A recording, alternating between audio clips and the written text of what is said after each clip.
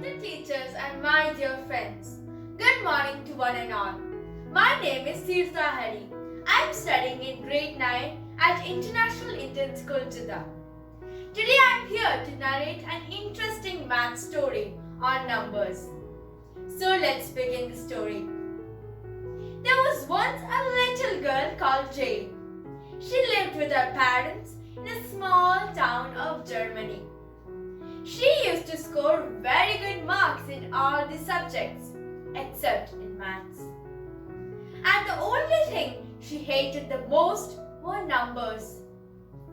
After the exams, when her parents saw that Jane scored very less marks in maths, they scolded her a lot.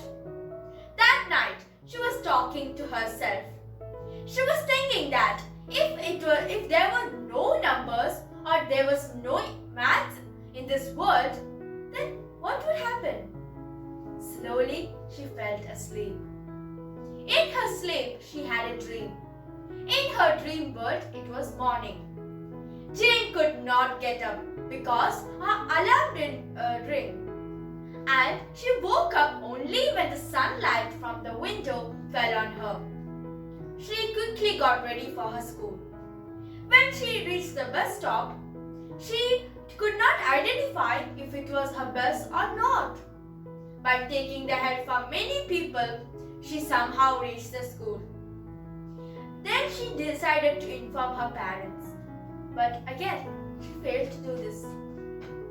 And Jane asked herself, what is missing? And why is this happening to me only? Let's go back and check. There were no numbers on the clock, and the bus was without numbers, and the phone did not have any numbers at all. Everything messed up in the absence of numbers. Suddenly, an alarm rang. Jane woke up and got ready for her school.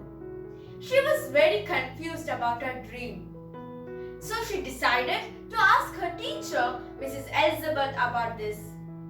She asked, "Teacher, can you please explain about numbers?" Teacher said, "Sure, Jane. So the main question which comes to your mind is, where do these numbers come from? And what's the history behind it? Who invented this? To answer these questions, we must travel back in time. Thousands of years ago, there were neither clocks nor calendars to keep track of time. The sun and the moon were used to identify whether it was morning 10 or evening 5, etc. People at that time used to carve tally marks to keep track of time or to keep record of quantities, count the number of days, etc. But this method wouldn't work for the bigger values. Centuries later, barter system started, where people began exchanging the things. That is when they realized the need for numbers. The invention of numbers was not a linear process. Most countries invented the numbers which differed from each other.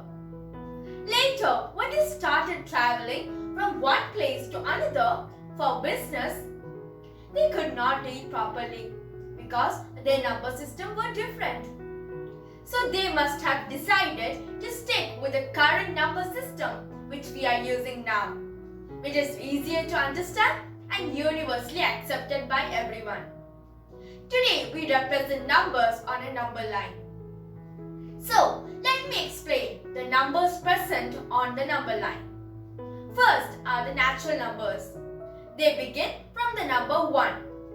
A set of natural numbers is denoted by the letter n. And with these natural numbers, we are now able to say there are 5 birds, 7 cars, 6 apples, etc. But suppose if there were no birds, no cars or no apples, then how will we denote it? It's not possible, right? Here comes the need for a number called 0. 0 was invented in India and it's used to represent nothingness. So when 0 was introduced, we got a new set of numbers called whole numbers. which consists of 0 and a set of natural numbers. A set of whole numbers is denoted by the letter W.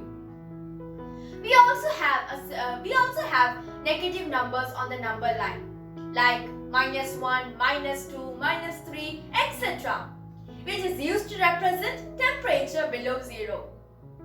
Now, a collection of whole numbers and negative numbers are called integers. A set of integers is denoted by the letter Z. Now, fractional numbers came into the picture. Fractional numbers are called rational numbers because they are the ratio of integers. And a set of rational numbers is denoted by the letter Q. And there are infinite rational numbers on the number line. Now, let me ask you a question. Can an integer be a rational number? Yes, of course, because every rational number can be written in the form P by Q, where P and Q are integers and Q not equal to 0. Now, we can say that every number we just learned now comes under the set of rational numbers. In a decimal form, if the numbers are never ending and the digits never repeat in pattern, then they are called irrational numbers. Examples are √2, √3, √5, etc. And there are infinite irrational numbers. Set of irrational numbers are denoted by the letter I. Now, finally, the collection of rational and irrational numbers are called real numbers. So Jane, hope you understood the class. Yes, teacher, thanks a lot. Now Jane realized that numbers play a very important role in our life. She also understood that without numbers, we can't even manage a single day of our life. And it would be hard to tell our age, height, weight, or the score in our exams, etc. From that day onwards, Jane loved maths a lot. She worked very hard for it and scored very good marks in maths. So hope you all enjoyed this story. Thank you and have a wonderful day.